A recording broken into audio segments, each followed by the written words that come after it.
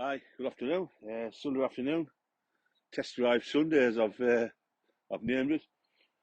The weather's nice, and I like to take the cars out, the ones I've got for sale, for a little run. Just keeps everything moving, keeps the brakes moving.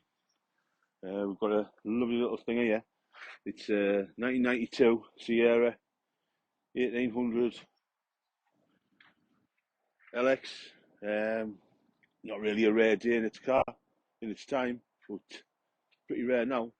In fact, I stick my nose out and I'm going to say it's probably rarer now in this condition than the cars was, because cars were saved and these weren't.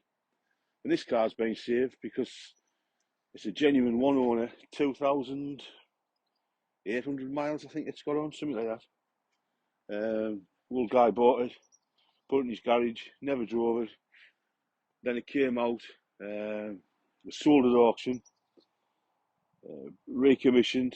A little bit of paint work here and there, a little bit on this rear quarter, a little bit down there. It's got a crack in one of the bumpers at the front here. The bumper's a bit misaligned. Apparently, when it was in the garage, something dropped on it, so that's what's misaligned the bumper. But when you look around the car, especially in the interior, I can't guarantee the mileage, but if you look inside there, look down the doors, perfect. The interior's perfect. You know, the gear stick's not worn, the steering wheel's not worn. Even if it had 27,000 miles on and not 2,000, it would have some wear inside, but it hasn't. So that's why I'm going to stick my neck out and I'm going to say the mileage is right. Look without inside them doors, all the folds around there, the back seats. It's perfect inside, absolutely perfect. Right, we'll take it away. Right, so there you go. Sierra 1800, 2,823 miles. Let me see how she starts. Beats the king. Beats the king.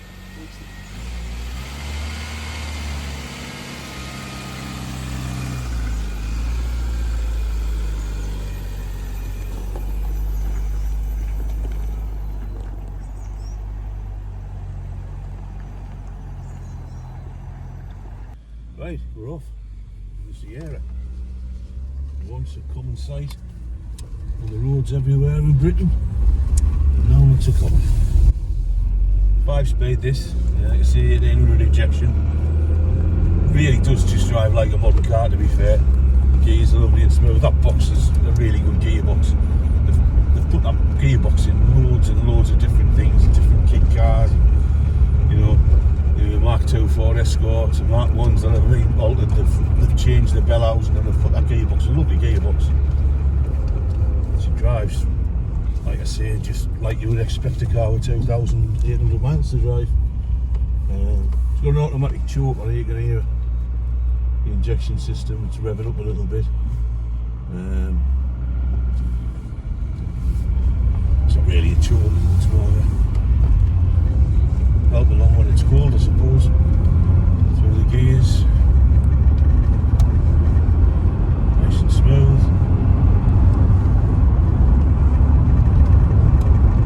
It's a bit of an oddball for me, this Ford, because I don't usually buy things like this. I usually try and sell old cars. I know this is an old car, but I usually buy and sell veteran cars, and I kind of specialise in classic commercials a bit,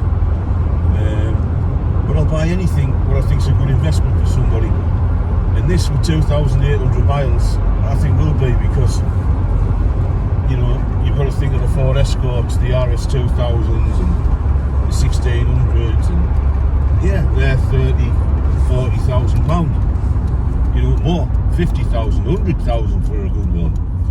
And what that does is it brings the base models up. So your ordinary 2-door Ford Escort, you know, 3 or 4 years ago was 6-7 grand. Now they're 15 grand, they've doubled. And I think they'll do the same with these. If you can get a base model with really low mileage on, a really original car, and look after it, put it away,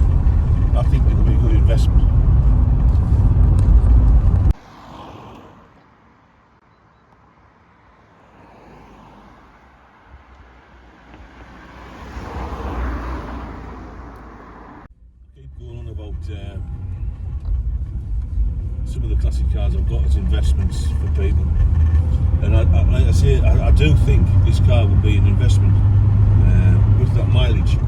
Again, you can't say the mileage is correct, but when you look inside the car and you drive the car, you'll know that's the only mileage it's got on. There can't be many Sierras left with 2,800 miles. And, you know, yeah, it's just a base model, but in the future, it's a Ford, it's collectible, so it's only going to go up in value. It can only go up in value.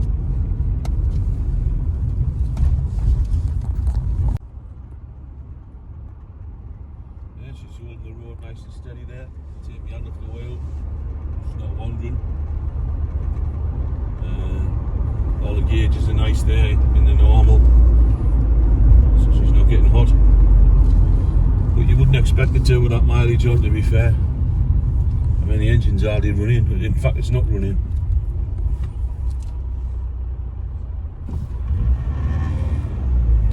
Clutch is lovely and nice, smooth on this. See, the gears are lovely. If you put your foot down, it will lift a bit. I mean, it's not like a modern car, like,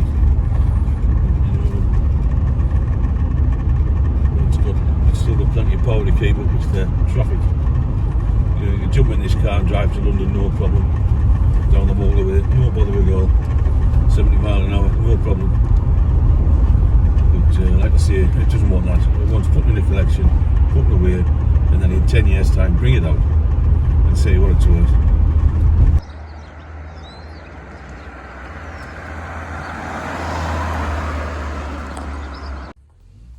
I can find fault with this car, to be fair.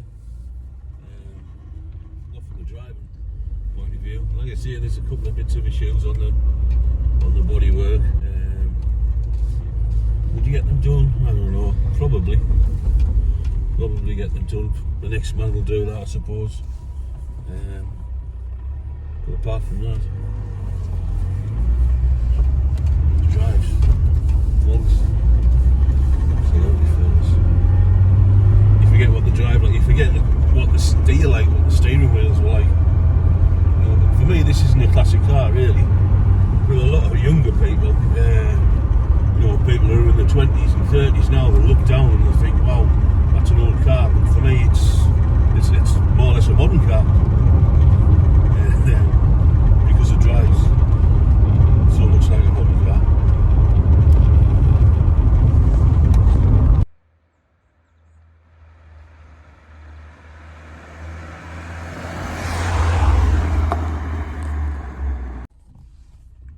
The other good thing about these Fords is the parts availability.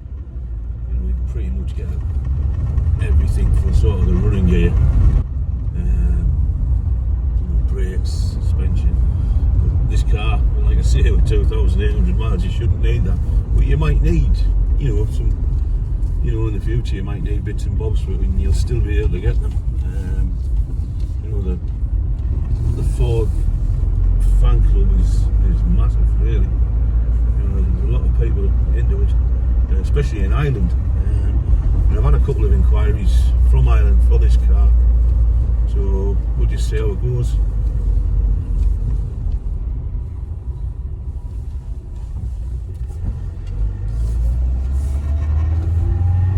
A lot of people think, when they see it, they think, oh, he's a Cosworth coming, because, you know, you don't see this shaped car, this Sierra shape. Obviously when they look at the back or hear it, they'll know it's not a Cosworth. It does attract quite a bit of attention, you know, because it was a standard sort of family car for everybody not that long ago.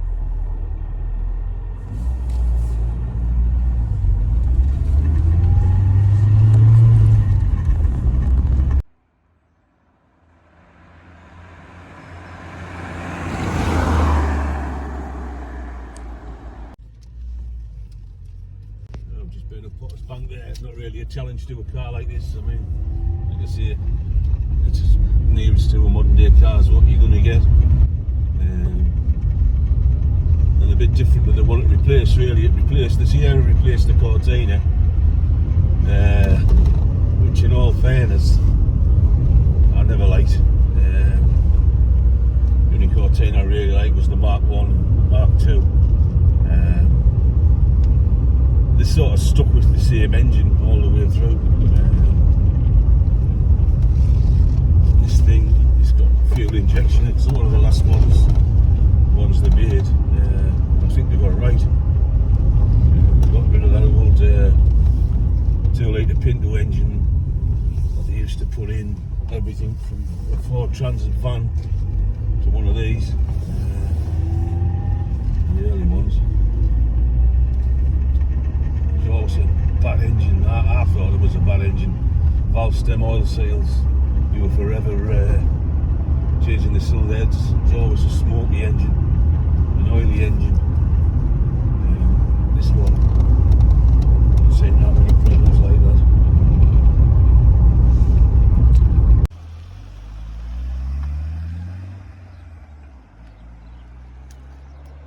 Right, we're coming to the end of the test drive.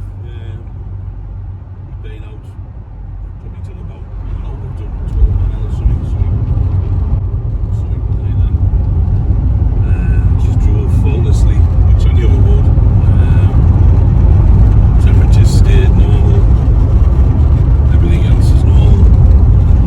We'll just get back on our way, and hopefully somebody will come and buy it.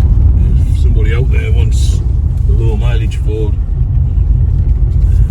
this is probably the one for you, because I can't see there being another one anywhere with that sort of mileage on, but somebody always comes along and proves you wrong, and we'll just see if they do.